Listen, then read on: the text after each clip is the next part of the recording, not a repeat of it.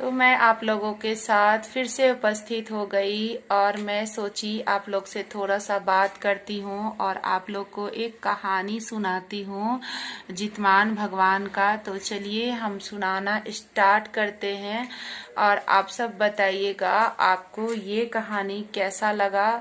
और माँ जो है अपने अपने बच्चे के लिए फेस्टिवल्स रखती है, बहुत ही हर्षो उल्लास के साथ धूमधाम से फेस्टिवल मनाती है। तो चलिए मैं आप लोग को कहानी सुनाती हूँ। तो मैं सबसे पहले घूंघट ले लेती हूँ फ्रेंड्स।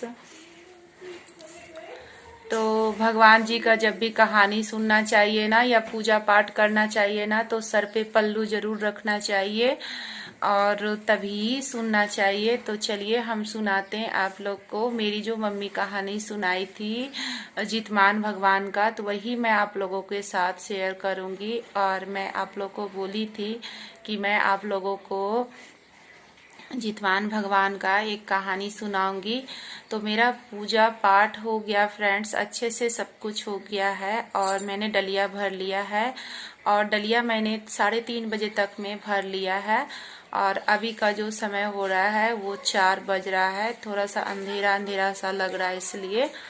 तो चलिए आप लोग को हम कहानी सुनाना स्टार्ट करते हैं। और ये कहानी बहुत ही पावन और बहुत ही पवित्र कहानी है फ्रेंड्स। तो आप लोग वीडियो को अधूरा छोड़ के मत जाइएगा, पूरा कहानी सुन के ही जाइएगा। तो चलिए, तो जो ये होते हैं ना भादों का अष्टमी तिथि को जितिया पर्व मनाया जाता है फ्रेंड्स। और इस दिन जो है माँ मतलब जितने भी माँ हैं तो वो माँ जो है निर्जला व्रत रखती है। निर्जला मतलब कुछ खाती पीती नहीं है और भगवान का व्रत रखती है। और उनका नाम है वो भगवान का जितमान भगवान, जो कि बच्चे को लंबी आयु प्रदान करते हैं। और माँ जो है अपने बच्चे के लंबी आयु के लिए ही ये व्रत करती है। तो हर माँ करती है फ्रेंड्स और हर माँ को करना चाहिए, जिससे कि बच्चे जो होते हैं ना स्वस्थ होते हैं, भगवान उनकी लंबी आयु देते हैं और बच्चे का मतलब होते हैं ना अच्छा, सब कुछ अच्छा होता है। तो माँ जो है चूल्हो सियारो नाम का 2 बहन रहती थी, जो कि दोनों व्रत करती है, चूल्हो और सियारो।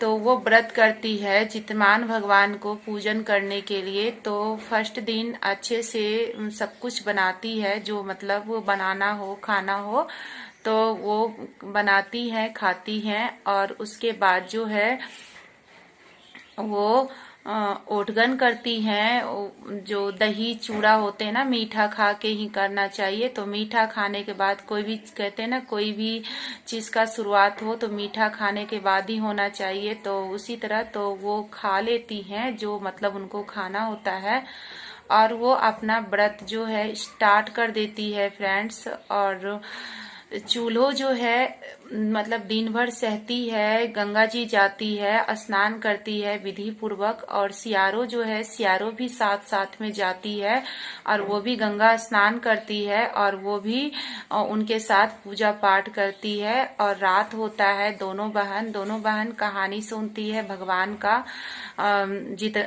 जितमान भगवान का। और जितमान भगवान का कहानी सुनने के बाद दोनों बहन जो है बेड पे लेट जाती है।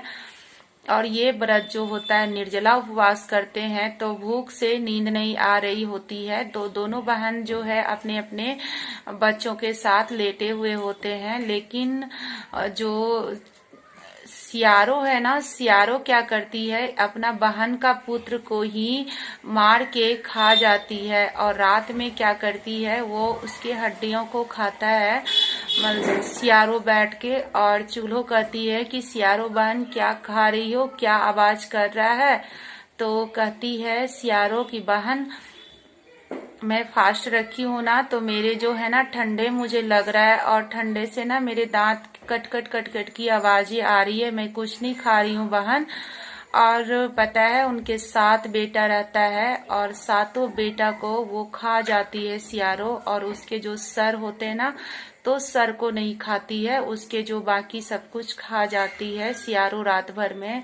सुबह होता है तो सुबह जब चूल्हो अपना मतलब पारण करने के लिए जब अपना दलिया तोड़ती है, दलिया जो भरते हैं हम लोग, जब दलिया भरती है वो विधि पूर्वक तो पूजा पाठ कर ली थी, और सुबह जब डलिया वो खोलती है और अपने बच्चे को प्रसाद देने के लिए ढूंढने लगते हैं, तो उसके कोई भी बच्चे नहीं आते हैं, कोई भी बच्चे, सबको वो ढूंढती है, कोई नहीं आता है।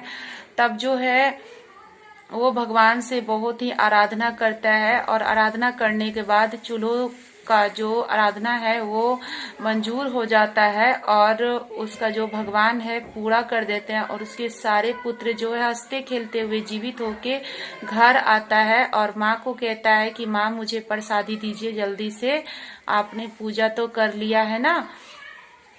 तो बोला हाँ बेटा पूजा कर लो, कर ली हूँ, और लो प्रसादी। सबको जब प्रसादी देने लगती है तो सियारो कहती है कि सारे पुत्रों को तो मैंने खा गया था, तो कहाँ से ये सारे पुत्र आ गए। तो फिर वो जो है चूल्हो कहती है कि सियारो तुमने उपवास नहीं रखा। बोली नहीं दीदी, हमने तो दिन भर ही उपवास रखा, लेकिन रात में मैंने आपके सभी पुत्रों को खा लिया था। तो फिर उनके जो सियारो होते हैं ना, उसके सभी पुत्र की मृत्यु हो जाती है, और सियारो चूल्हो का जो है सभी पुत्र जीवित हो जाते हैं। तब वो भगवान से दोनों बहन मिलके आराधना करती है कि हे भगवान, मेरी बहन जो है उसकी भूल की माफ करो, और उसने जो गलती किए हैं उस गलती को क्षमा करो, और उनके सभी पुत्रों को जीवित कर दो भगवान, क्योंकि दिन भर तो उसने फास्ट रखा ना आपके लिए, रात में गलती हो गई है। तो भगवान जो है उनके गलतियों को माफ कर दिया, और इसलिए उनके जो फिर जो सियारो थी उसको भी पछतावा हो गया, और भगवान उसके भी पुत्र को लौटा दिए।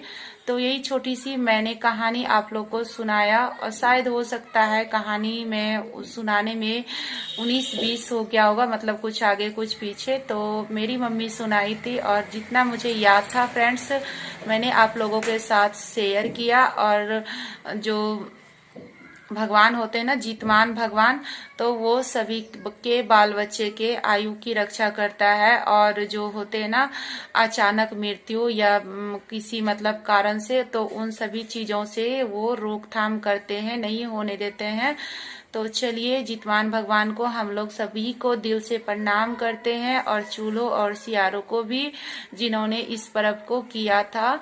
तो चलिए यहीं तक मेरी ये वीडियो थी, और उम्मीद करती हूँ आप लोगों को अच्छा लगे तो एक लाइक करिएगा, और जो नए आए हैं हमारे चैनल को सब्सक्राइब कर लीजिएगा बेल आइकन के साथ, ताकि मेरा हर वीडियो का नोटिफिकेशन आपको सबसे पहले मिले। तो चलिए इसी के साथ मैं करती हूँ आप लोग को बाय बाय, टेक केयर, और थैंक्स फॉर वॉचिंग। तो देखिए मेरे बेटी देखिए सोए इसको ना जब मैं फास्ट वगैरह करती हूँ ना, ये मेरे पीछे पीछे घूमती है। मतलब कहते हैं ना, मतलब माँ हूँ मैं, और लेकिन ये मेरी जो है ना, ये मेरे सबसे बड़ा बच्चा है, और बहुत मेरा ख्याल रखता है, और माँ के जैसा होता है ना माँ, तो मेरी माँ का याद दिला देती है ये फ्रेंड्स। बहुत मेरा आगे पीछे करते रहती है, घूमते रहती है। तो चलिए bye bye, take care, bye.